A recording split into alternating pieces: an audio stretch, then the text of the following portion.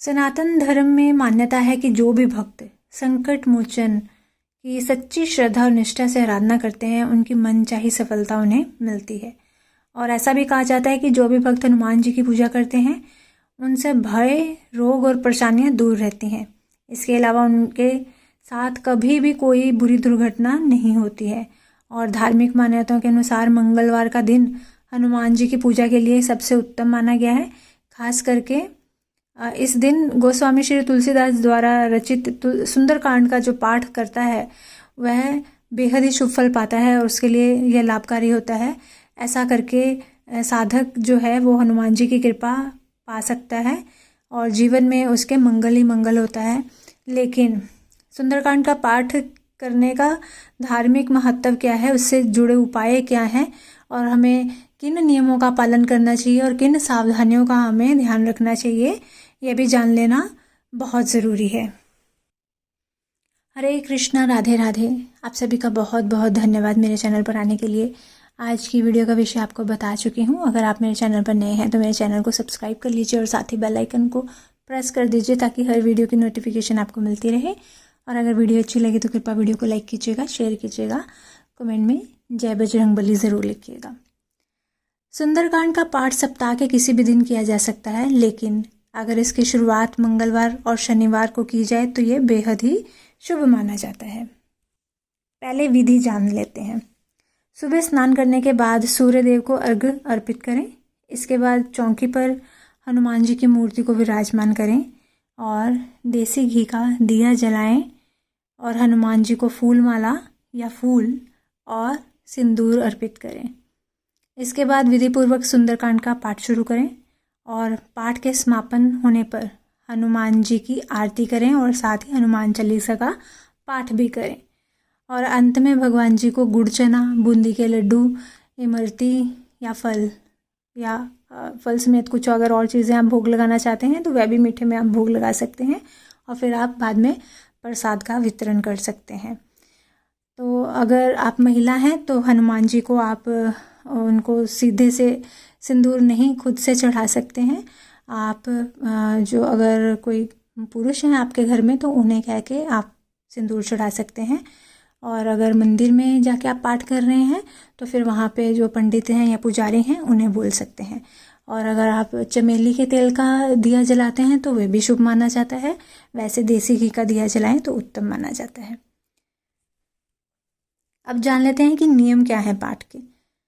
सुंदरकांड के पाठ के दौरान साफ कपड़े धारण करें। भूल कर भी काले रंग के वस्त्र ना पहने।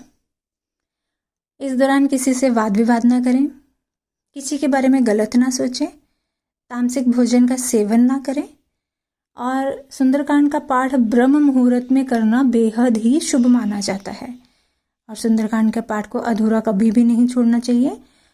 धार्मिक मान्यता के अनुसार सुंदरकांड का पाठ पूरा ना करने से साधक जो है वो शुभ फल की प्राप्ति से वंचित रह जाता है। और अमावस्या के दिन सुंदरकांड का पाठ नहीं करना चाहिए।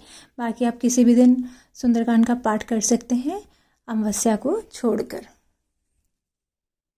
अब जान लेते हैं कि क्या लाभ है। हनुमान जी की पूजा के लिए मंगलवार और शनिवार का दिन जो है वो सबसे शुभ माना जाता है।